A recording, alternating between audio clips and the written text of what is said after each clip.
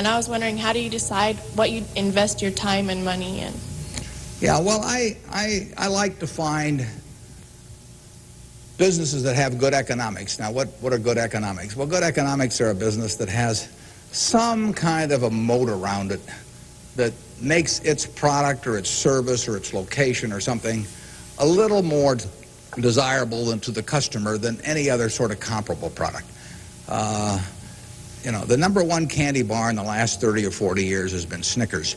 People don't fool around with different candy bars.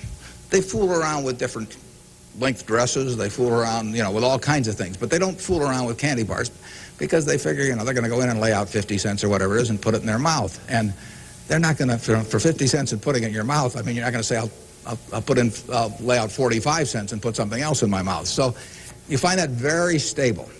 And we like businesses that we think we can figure out where they're going to be in 10 or 15 years. I don't know where the information technology businesses are going to be in 10 or 15 years. I know where Snickers bars are going to be in 10 or 15 years. They're going to be selling just about the, you know, the way they do now. I know where Wrigley's gum is going to be in 10 or 15 years. There's not going to be a lot of innovation in chewing gum. The internet's not going to cause people to quit chewing gum either. I mean, at least, I mean, Gates may think so, but I don't think so. But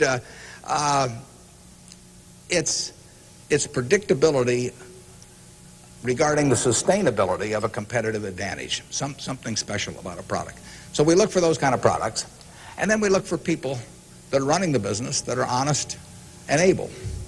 And, you know, it's easier to find people that are honest and able than it is to find businesses that are going to stay wonderful for a long period of time.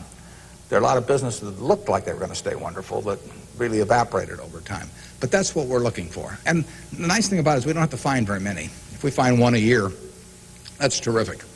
You know, because you don't need 100 or 1,000 great investment ideas to do well. You need a couple. And the discipline is the most important thing. We don't need brain power. We need discipline. You don't need 150 IQ to do what I do. Thank God. You know, you don't need 140. You don't need 135. You may need 115 or something like that. But you do need discipline. You have to wait until you see the fat pitch to swing at.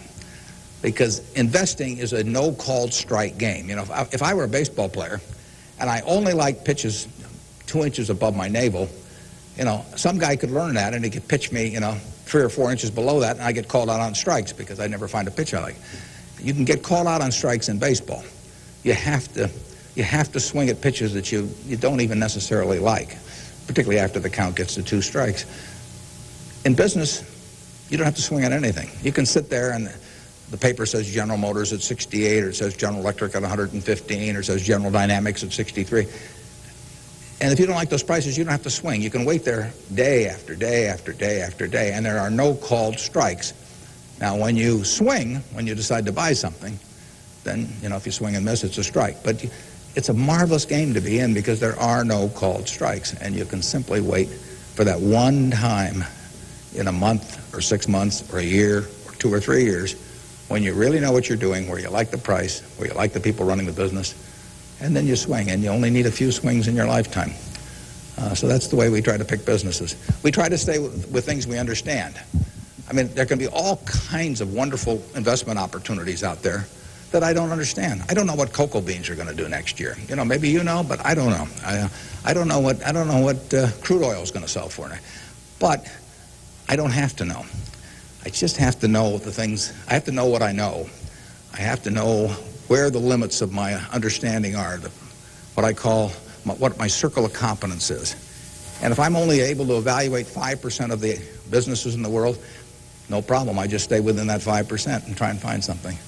And that's, most people get in trouble because, in investments, because they get itchy. You know, they can't discipline themselves, and they hear about other people making money. Nothing upsets people so much as to hear about their friends making money. I mean, that's very destructive to discipline because they think, you know, I'm smarter than that guy next door, and he just bought that new car with the money he made trading stocks on the internet, so why can't I? Well, the answer is you can't over time. You will lose money if you trade stocks actively. And it's hard to exercise the discipline. But anytime you buy something, you should be able to take out a one-page sheet of paper and say, I'm buying General Motors at 65. I'm buying General Electric at 150 because.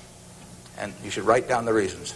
If you can't fill out the sheet, if it's because somebody told me about it at a cocktail party last night, that's not good enough. If it's because my broker told me about it, that's not good enough. You know, it's you've got to have a reason for thinking that it makes an intelligent investment. You do the same thing if you're buying a farm or an apartment house. If you're buying a farm, you'd say, I'm buying this farm at $1,000 an acre because I think I can earn $60 an acre on it if corn sells at such and such and soybean sells at such and yield is such and such. And you'd figure it out. That's the same reason you buy businesses. And when you buy stocks, you're buying a little piece of a business.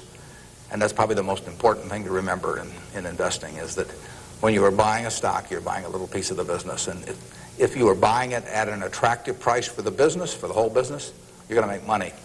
And if you aren't, you know, over time you won't make money.